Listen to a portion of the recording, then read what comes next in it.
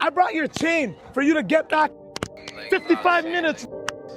55 minutes. Breaking news this hour, a man is dead. Several other people are injured following a shooting in North York, just south of Yorkdale Mall. Bitch, I'm Blake Block, we get face shots. Do a drill on her, not a Jake's high. Magic tried to creep, but we got heat, so you know he had to make the A high.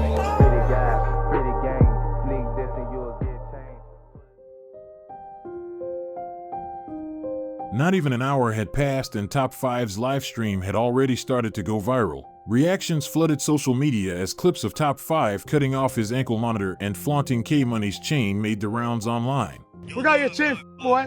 But while the internet laughed and watched, the Lawrence Heights community wasn't. At around 9:45 p.m., chaos erupted in Jungle, the same neighborhood Top5 calls home. In a place already scarred by decades of violence and unresolved grief, gunshots rang out near a low-rise housing complex, sending residents scrambling for cover. By the time the smoke cleared, 6 people had been shot, and one of them was dead. The victim wasn't just another name. He was known in the streets as Drive-By King, a respected member of Top5's crew, the Go Get 'Em gang. Several years earlier, he'd survived a shooting that left him paralyzed from the waist down, confined to a wheelchair but still deeply embedded in the neighborhood's pulse.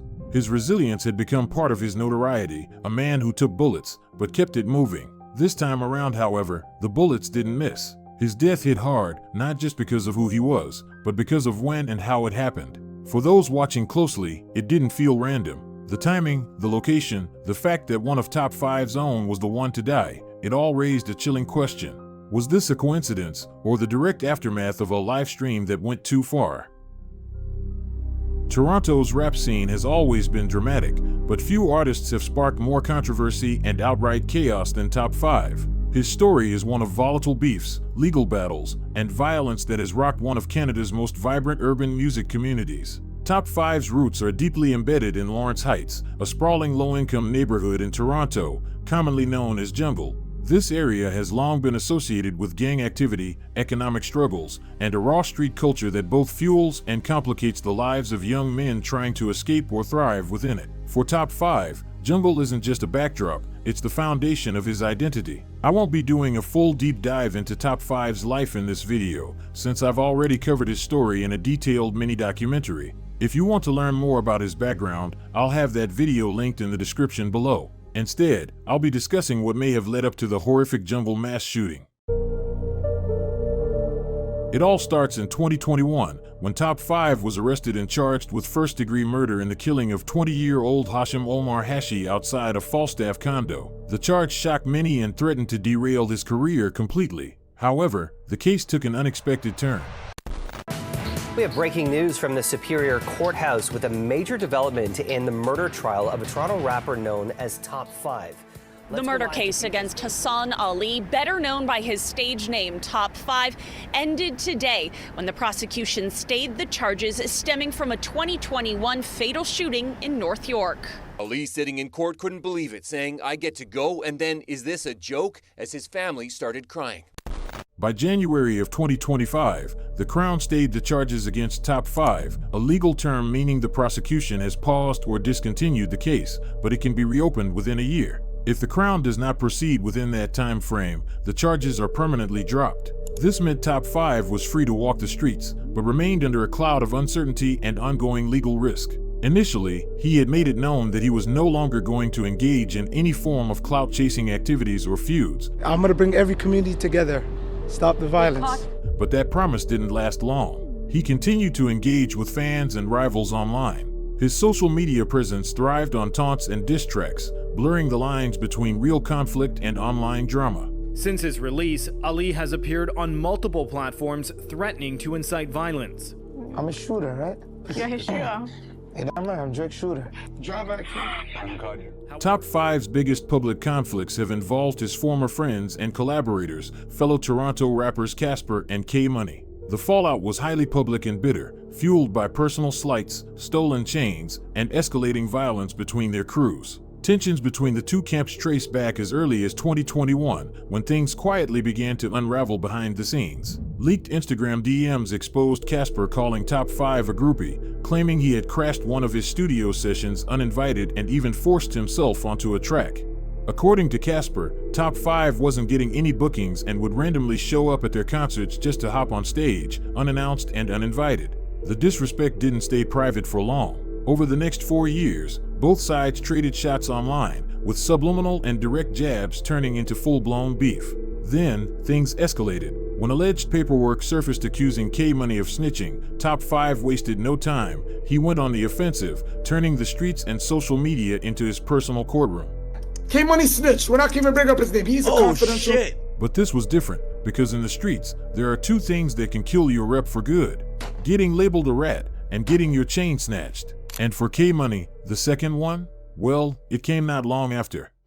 And on a Sunday night from downtown Toronto, we got the Phoenix Suns in the Toronto Raptors. On February 23, 2025, the Phoenix Suns were in town playing the Raptors at Scotiabank Arena. And among the nearly 19,000 fans in attendance were K-Money and several members of Top 5's Go Get 'Em gang, aka the GGs. The GGs immediately spotted K-Money courtside, but K-Money, on the other hand, was completely unaware of his surroundings. According to him, he had taken Xanax prior to the game and was severely drowsy, a state so visible that even TV cameras caught it. His condition raised concerns, and soon, arena security flagged down medical staff, worried he might be overdosing. He was removed from his seat in a wheelchair, but that's when things took a turn. The GGs spotted the moment and followed him toward the elevators, and as K-Money waited to leave, they pounced.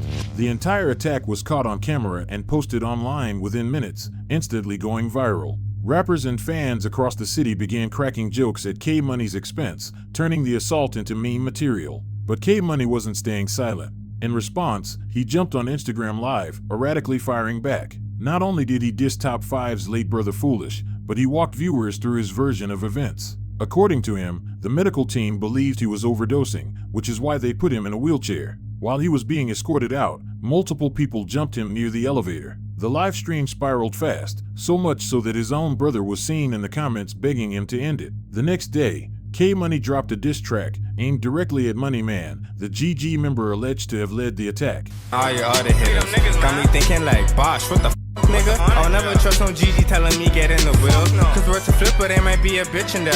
And I don't even trust the bitch to drill, not even to bring my here. In retaliation, Money Man took to his own Instagram live stream, accusing K-Money of lying and claiming that not only did he get jumped, he got knocked out cold. Did you knock him out? That guy got knocked out.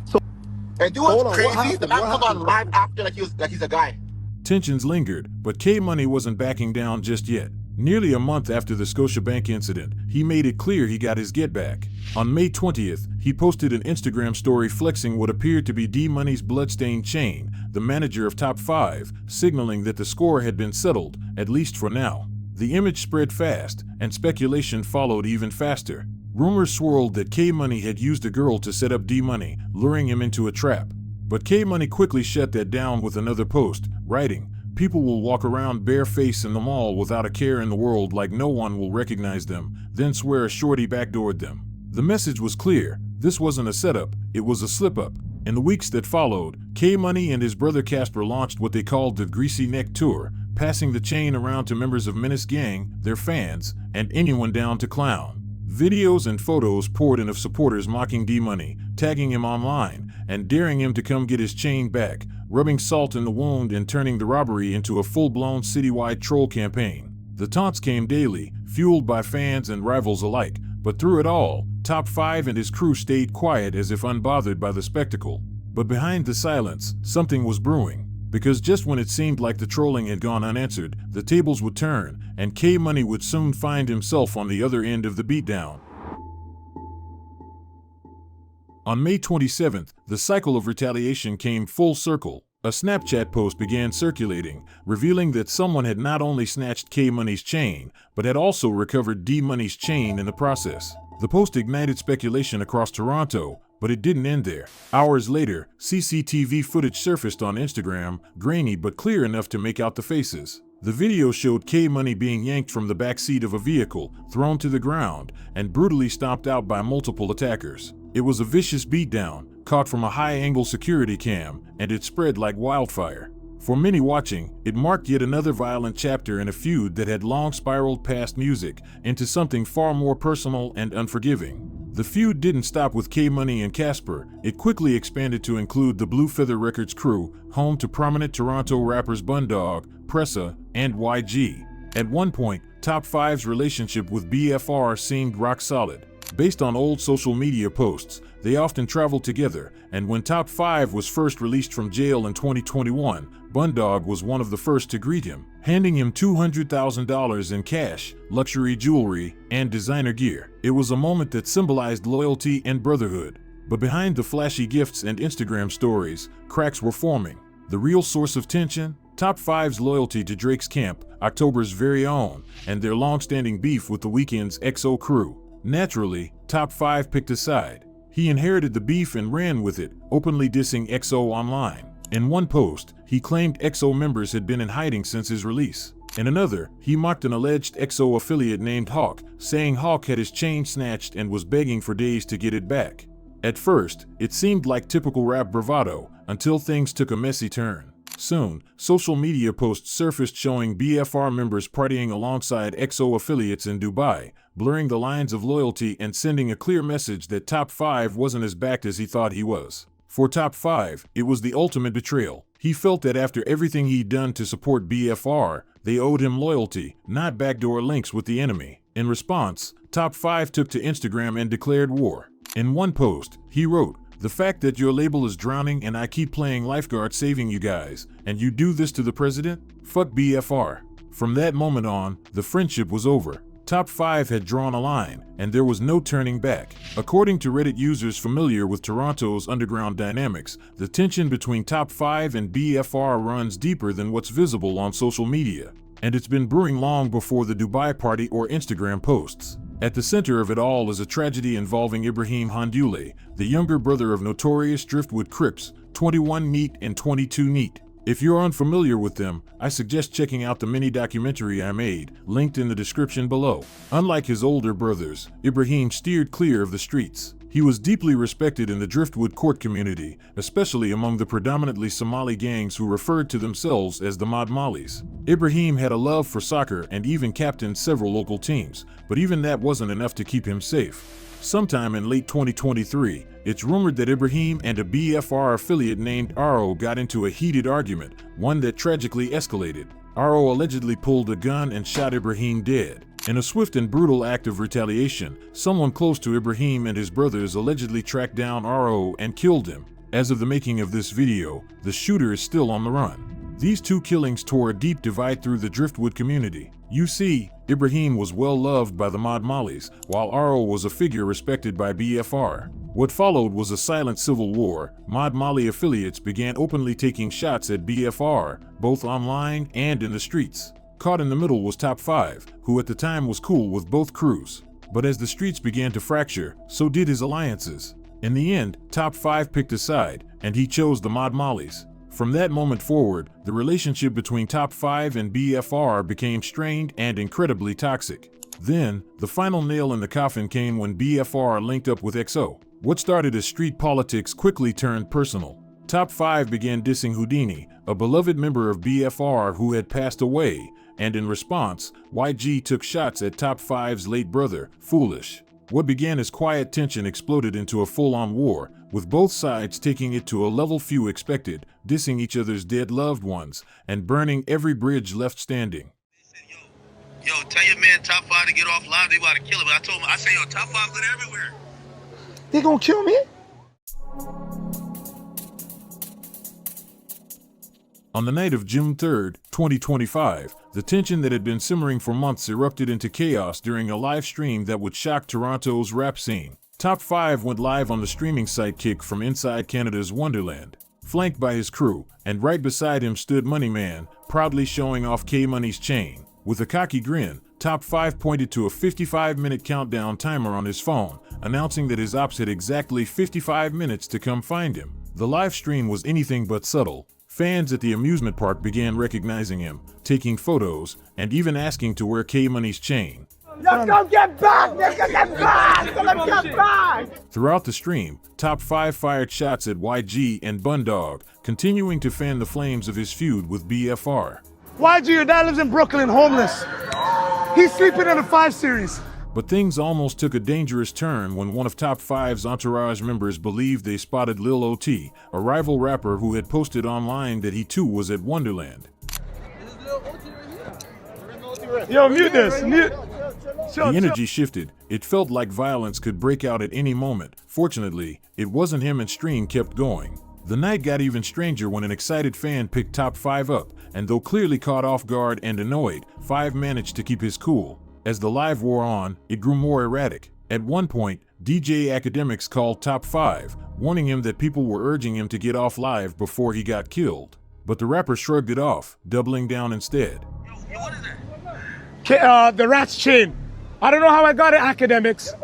Then came a move that stunned viewers. He leaked the personal phone number of the Weeknd's manager, Cash, directly on the stream. And to close it all out, Top 5 grabbed his phone, called Neon, and in front of thousands of live viewers, cut off his ankle monitor. Yo, brother, did you cut your ankle monitor off?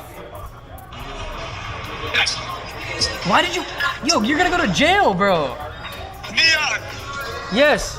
welcome to the stream room, Neon. I'm welcome.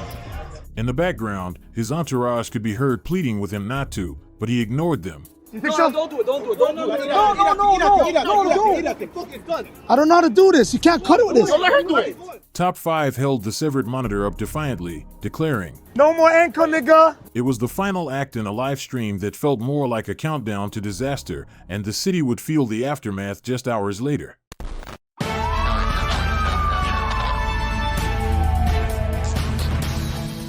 Well, we're following breaking news this hour. A man is dead. Several other people are injured following a shooting in North York, just south of Yorkdale Mall. Don't touch him! Don't touch him! In the area, 6 people were shot here last night. Jamie, 1, as you say, fatally. 5 others rushed to hospital. Police say they're looking for multiple people believed to be behind this. Investigators say 31-year-old Yahya Ahmed Mahmoud was fatally shot Tuesday night. He was in a wheelchair. The city councilor for the area told CP24 the victim had been left paralyzed from a separate shooting in 2018.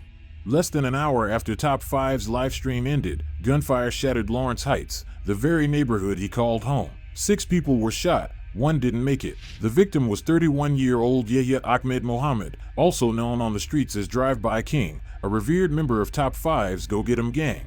Back in 2018, he had survived a shooting that left him paralyzed from the waist down, confined to a wheelchair, but still respected by many for his resilience and loyalty. His death sent a chill through the city, marking a grim turning point in a beef that had spiraled far beyond rap. It was no longer about chains, diss tracks, or live streams. This was the real cost of street warfare in Toronto. When city officials held a press conference to address the mass shooting in Lawrence Heights, questions quickly turned to Top 5, specifically the moment he cut off his ankle monitor live on stream. But the spokesperson gave an unexpected response. Top 5 wasn't on any release conditions, and according to her, there was no legal reason for him to be wearing a monitor in the first place. She suggested it may have been a publicity stunt, a calculated move to boost his street persona. So what I'll say is we're early in the investigation. I can't speak to specifically whether or not he's involved. With regard to the ankle bracelet, Mr. Ali was well within his right to not be wearing that ankle bracelet. He wasn't on any conditions to wear it. So him having cut that off on social media was sort of part of, I guess, his information that he wanted to put out, part of his persona perhaps, but he wasn't actually required to have that bracelet on. But fake or not, the consequences were very real. For several days afterward, Top 5 went silent. No posts, no music, no responses. Then, suddenly, he resurfaced on an Instagram live stream, addressing the shooting for the first time. He opened with more mockery, tossing K-Money's chain over his shoulder like a prop and dissing BFR affiliates. Top 5 then turned his attention to the shooters behind the jungle attack, calling them cowards for targeting innocent people instead of coming for him directly while he was live streaming at Wonderland. When they're at Wonderland showing addresses, telling pull up, don't go half across the city to my hood while I'm at Wonderland with some demons and do a cowardly act. You get me? Because when I come for you, I come for you. I come for you. I'm gonna go for people that, you know what I mean? Come on. We still have this stuff false claiming. Fake fake diamonds. I don't give a fuck if the man or my man. Look. But the disrespect didn't stop there. In the days that followed, Top 5 posted graphic images of RO's lifeless body, further escalating tensions with every upload. The antagonizing was relentless, and it didn't go unanswered. Within a week, Driftwood was bleeding as a wave of retaliatory shootings shook the neighborhood, marking yet another violent escalation in a feud that had already gone far beyond music. It all began on June 11th, 2025, when shots rang out near Jane Street and Milo Park Gate, just steps from Driftwood Court, a neighborhood already simmering with tension. Luckily, no one was hurt, but this was just the beginning. On June 18th, Top 5 declared on Instagram that he was officially in crash-out mode. His rival, whyg, fired back with a sharp jab by saying, "You need to hop in a car to crash out, not the internet." 2 days later, on June 20th, violence returned to Driftwood Court. According to rumors, a car pulled into the complex and opened fire on a man standing outside, but instead of hitting the intended target, the gunman accidentally shot and killed a stray cat which a bystander recorded laying lifeless on the pavement. Hours later, Top 5 took to Instagram once again, this time posting a photo of Lil Durk, who is currently incarcerated on charges including conspiracy to commit murder and murder for hire. The message was subtle, but not lost on those watching. Then, on June 23rd, things seemed to take another strange turn. A Mod Mali affiliate announced plans to go live with Top 5 the following day, but the live stream never happened because 2 days later on June 25th, another car rolled into the Driftwood Court complex and a gunman opened fire, striking a 23-year-old man and leaving him with life-threatening injuries. According to Driftwood-based rapper M-Sav, the victim was not only his childhood friend, but an innocent bystander. M-Sav went on to warn his enemies in a post by saying that they were lucky his steppers were still locked up, or they'd already be dead. In the aftermath, Top 5 returned to Instagram with a string of cryptic posts. The first showed him being pulled over by police, soundtracked by Shaggy's hit record, "It Wasn't Me." The next was a black screen accompanied by 42 Doug's single, "We Not Done," a track with lyrics that felt like a threat more than a caption. Then, just 3 days after the latest Driftwood shooting, things took a surreal turn. Adam 22, host of the popular No Jumper podcast, decided to take a hood tour of Driftwood Court. Flanked by Top 5, the Go Get 'Em gang, and members of the Mod Mollies, Adam's arrival wasn't just a media moment, it was a statement of control. The message from the Mod Mollies was loud and clear: as long as we're here, Top 5 and Adam 22 are good in Driftwood Court. The beef between Top 5 and BFR, along with K-Money and Casper, is far from over. To this day, shots are still being exchanged on social media, with each side using Instagram Lives, cryptic captions, and diss tracks to keep the fire burning. From chains being snatched to lives being lost, and neighborhoods like Jungle and Driftwood repeatedly turned into war zones, this isn't just about music or ego, it's about revenge. A cycle that keeps pulling Toronto's rap scene deeper into chaos. And until someone decides to break that cycle, this story is far from finished.